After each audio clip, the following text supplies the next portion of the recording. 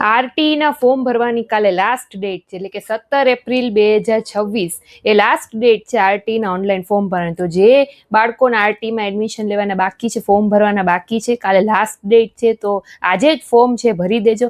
હવે ઘણા બધા પેરેન્ટ્સને એવા સવાલ આવે છે કે અમે ફોર્મ ભરી દીધું છે, તો અમારે અમારું સ્ટેટસ કઈ રીતે ચેક કરવું, કે અમારી જે એપ્લિકેશન છે અપ્રૂવ થઈ છે જિલ્લા કક્ષાએ, કે પછી જિલ્લા કક્ષાએ જે ચેક કરવાની બાકી છે, કે અમારી જે એપ્લિકેશન છે જિલ્લા કક્ષાએ રિજેક્ટ થઈ છે.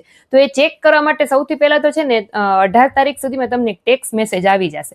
જો કોઈ પેરેન્ટ્સ એવા છે કે જેને હજી સુધી ટેક્સ મેસેજ નથી આવ્યો, તો એ લોકોએ RT.ORP.Gujarat.com ની જે ઓફિશિયલ વેબસાઇટ છે આરટીની, એના ઉપર તમે જશો ને, જ્યાંથી તમે ફોર્મ ભર્યું ટૂંકમાં, એ વેબસાઇટ ઉપર અરજીની સ્થિતિ એટલે કે એપ્લિકેશન સ્ટેટસ ઉપર ક્લિક કરશો એટલે એમાં તમારો જે એપ્લિકેશન નંબર છે એડ કરવાનો અને તમારા બાળકની જન્મ તારીખ એડ કરશો ને એટલે તમારું જે સ્ટેટસ છે ને આવી જશે કે તમારી અરજી છે એ જિલ્લા કક્ષાએ મંજૂર થઈ છે, અથવા તો એમ લખેલું હશે તમારી અરજી છે હજી ચેક કરવાની બાકી છે જિલ્લા કક્ષાએ, અથવા તો રિજેક્ટ થઈ છે. 3માંથી એક સ્ટેટસ હશે. તો તમે આ રીતે વેબસાઇટ ઉપરથી જોઈ શકો જે સ્ટેટસ હોય. બરાબર.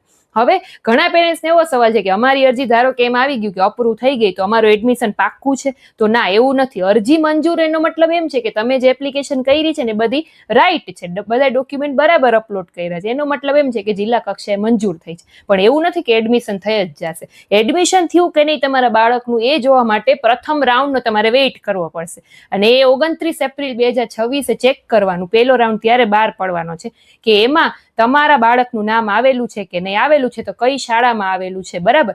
તો તમે એડમિશન એ શાળામાં પછી લઈ શકશો.